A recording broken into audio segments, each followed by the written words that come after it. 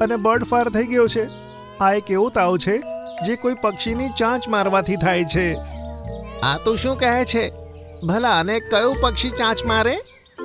ગઈકાલે રાત્રે મેં નીલું ચકલીને મુન્નાની પાસે બેઠેલો જોઈ. જરૂર એણે કર્યું હશે. નીલુ ચકલી આખા જંગલમાં સૌથી ચતુર ચકલી હતી. એક દિવસ બધા પક્ષીઓ તળાવ બાજુ પાણી પીવા જતા હતા. એવામાં કબૂતરને જમીન પર એક જામફળ દેખાયું. અરે વાહ, પેલું જુઓ મારું ફેવરેટ જામફળ. સોનુ ભાઈ, તમે નીચે ના જશો. આપણી આસપાસ કોઈ જામફળનું ઝાડ નથી. તો પછી આ જામફળ અહીંયા ક્યાંથી આવ્યું? મને આ કોઈની ચાલ લાગે છે. અરે કોઈ જાનવરથી આ ખોવાઈ ગયું હશે ને. આમ કહી સોનું કબૂતર નીચે ઉતર્યો. તે તેના પર ચાંચ મારવાનો જ હતો. એવામાં જમીનમાંથી જાળ નીકળી અને કબૂતર તેમાં પુરાઈ ગયો. સોનુ ભાઈ, એવામાં ઝાડની પાછળ છુપાયેલો મોન્ટુ શિકારી સામે આવ્યો. અરે વાહ, આખરે મેં તને પકડી જ લીધો સોનું કબૂતર. હવે મારે કંઈ કરવું પડશે, નહીં તો મંટુ શિકારી સોનુભાઈને લઈ જશે.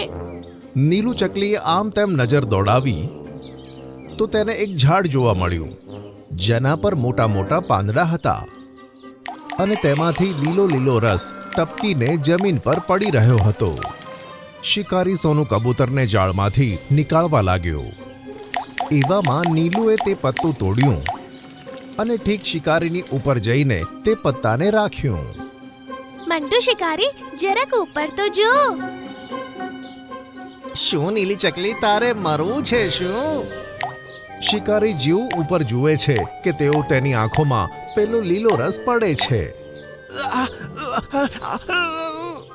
તે પત્તામાંથી એવો લિક્વિડ નીકળે છે તે જો આંખમાં જાય તો બળતરા ઉત્પન્ન કરે છે. મોન્ટુ શિકારી પોતાની આંખ ચોળતો ચોળતો તળાવ તરફ ગયો અને પાણીથી તેને ધોવા લાગ્યો. એવામાં નીલી ચકલીએ બીજા બધા પક્ષીઓની મદદથી કબૂતરને તે જાળમાંથી આઝાદ કર્યો. તારો બહુ બહુ આભાર નીલું ચકલી. શિકારી પોતાની આંખ ધોઈને આવે ત્યાં સુધી બધા પક્ષીઓ તો ઉડી ગયા હતા. આ નીલું ચકલીનું તો કંઈક કરવું પડશે. જો ભોલુભાઈ મારી સાથે હોત ને તો એ આ નીલું ચકલીને સરળતાથી પકડી લેત. મોન્ટુ શિકારી પોતાની ઝૂંપડીએ પાછો આવે છે તો ત્યાં તેનો જુડવા ભાઈ ભોલું શિકારી પોતાના બાળકના ઘોડિયાની પાસે તેને ઝૂલાવી રહ્યો હતો. મારા મુન્ના, તું હસે છે ને તો બહુ પ્યારો લાગે છે. તેને જોઈને મોન્ટુ શિકારીના ચહેરા પર ખુશી આવી ગઈ. સવાર સવારમાં મુન્નાના રડવાનો અવાજ સાંભળી ભોલું જાગી જાય છે.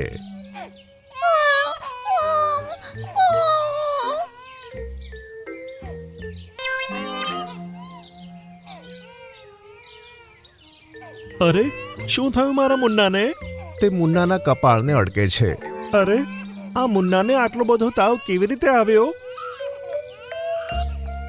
ભાઈ, અને બર્ડ ફાયર થઈ ગયો છે.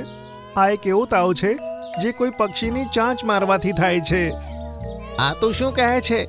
ભલા અને કયું પક્ષી ચાંચ મારે? ગઈકાલે રાત્રે મેં નીલું ચકલીને મુન્નાની પાસે બેઠેલો જોઈ. જરૂર એણે કર્યું હશે.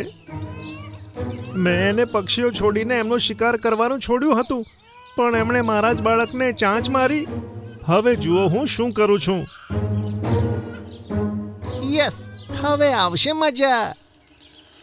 સોનું કબૂતર અને તેની પત્ની કબૂતરી પોતાના માળામાં જતા હતા. એવામાં એક જાળ તેમના પર આવી અને બંને જણા પોતાના માળાની સાથે તેમાં ફસાઈ ગયા. અરે, આ જાળ અચાનક ક્યાંથી આવી ગઈ? થોડા સમય પછી બુલબુલ અને તેના બચ્ચા સાથે પણ આવું જ કંઈક થયું અને તેઓ પણ પોતાના માળા સાથે જાળમાં ફસાઈ ગયા. આમ એક એક કરીને જંગલના પક્ષીઓ જાળમાં ફસાવા લાગ્યા. આવું કોણ કરતું હશે એવું કોઈને પણ ખબર નહોતી પડતી. નીલુ ચકલી તેની બહેનપણીને મળવા માટે બાજુના જંગલમાં ગઈ હતી. જ્યારે તે પાછી જંગલમાં આવી તો તેણે બધા પક્ષીઓને જાળમાં ફસાયેલા જોયા. અરે, તમે જાળમાં કેવી રીતે ફસાઈ ગયા? એવામાં મોન્ટુ અને ભોલું શિકારી સામે આવ્યા. આમને મેં જ મારી જાળમાં ફસાવ્યા છે નીલુ.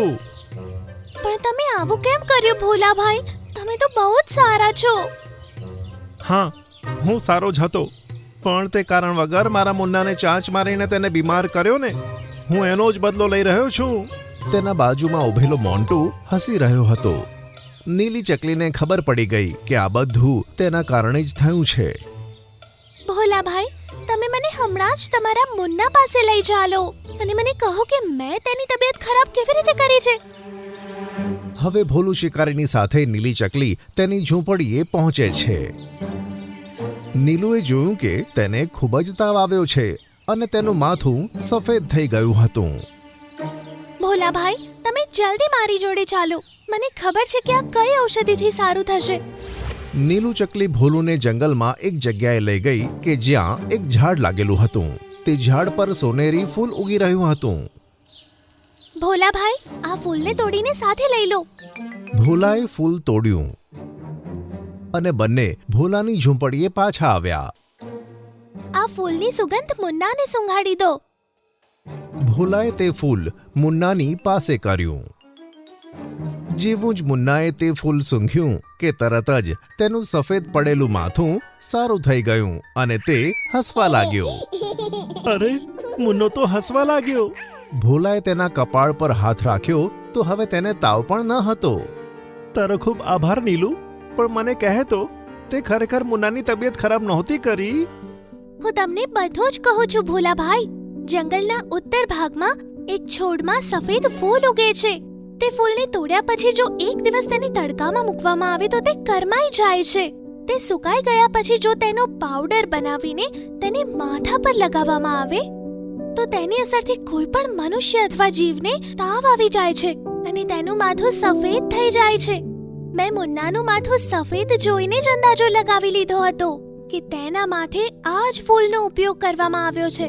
મને ખબર હતી કે આ ફૂલની અસર સોનેરી ફૂલની સુગંધ લેવાથી જ સરખી થશે. તો પછી મુન્નાના કપાળ ઉપર તે પાવડર કોણે લગાવ્યો હતો?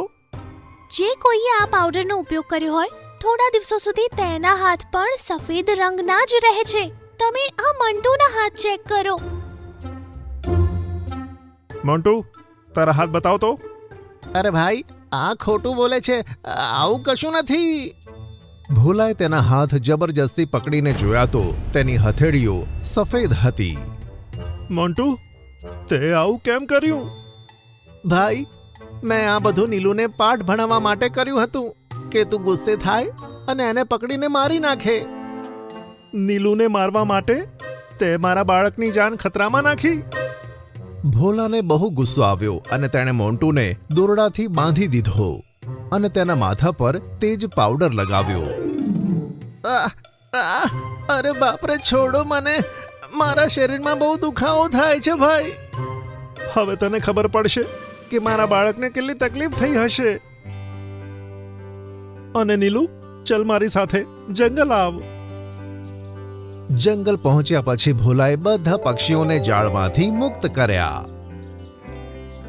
મને માફ કરી દો પક્ષીઓ.